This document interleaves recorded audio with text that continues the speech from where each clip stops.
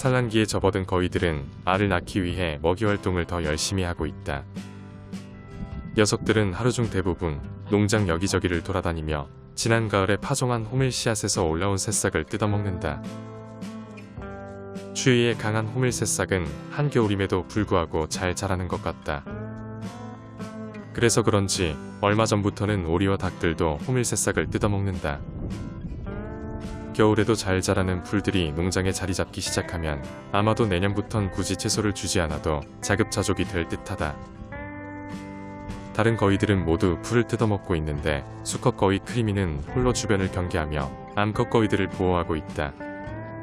요즘 들어 농장 하늘 위로 맹금류가 자주 날아다니고 있어서 크리미는 경계를 늦추지 않는 것 같다. 사실 제 아무리 맹금류가 공격해와도 거위를 잡아가기는 힘들고 오리나 닭 정도는 가능할 것이다. 지난 4년 동안 농장에서 지내면서 오리 1마리, 닭 3마리, 그리고 새끼 고양이 2마리가 사라졌다. 직접 본 게 아니라 단정할 수는 없지만 모두 맹금류의 짓이라고 생각한다. 안타까운 일이지만 이 또한 자연의 일부라고 받아들이며 살고 있다. 농장 여기저기에는 피칸 씨앗이 자연발화하여 자란 나무가 꽤 많이 있다. 자세히 세어보지 않았지만 대략 100그루 이상 어린 나무들이 자라고 있다. 산에 있는 도토리 열매가 스스로 발화해 떡갈나무가 되듯 아마도 이곳 농장은 머지않아 피칸나무 숲이 될 것 같다. 나무가 우거져 숲이 되면 더 많은 종류의 야생새들이 농장에서 살게 될 것이고 다람쥐나 청설모 같은 야생동물들도 살게 될 것이다. 만약 다람쥐가 이곳에 살게 된다면 엄청나게 많은 피칸 열매가 있어서 살기엔 굉장히 좋은 환경이 될 것 같다. 너무 오랫동안 닭장 안에서만 지내고 있는 캔디와 타이가 나올 수 있도록 닭장 문을 열었다. 솔직히 타이의 건강이 어느 정도 회복이 되었기 때문에 이제 밖에서 돌아다니는 게 더 건강에 도움이 될 거란 생각 때문이다. 하지만 그동안 닭장 안의 평안한 생활에 너무 익숙해져 버린 녀석들은 닭장 밖으로 나갈 생각이 없어 보인다. 때마침 불청객 흥부가 찾아왔다.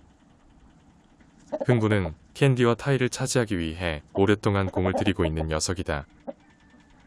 오랫동안 눈칫밥만 먹고 살아온 흥부는 농장에서 수탉이 없는 암탉들이 누구인지 알 만큼 상황 판단이 빠른 녀석이다.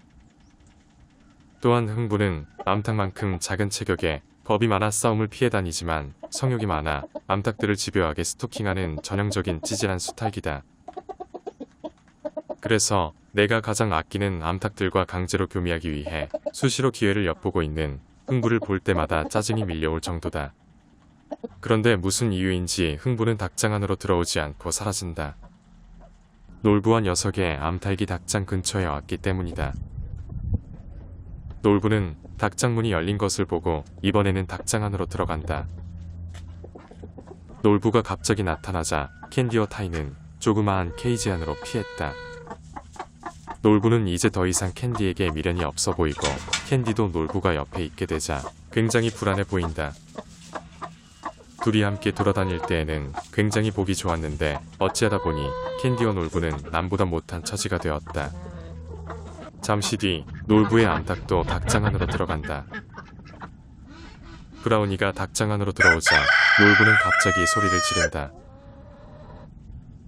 한참의 시간이 지난 뒤 놀부는 새로운 암탉을 데리고 다시 돌아왔다. 도대체 놀부는 지금 무슨 마음으로 이런 행동을 하는 걸까?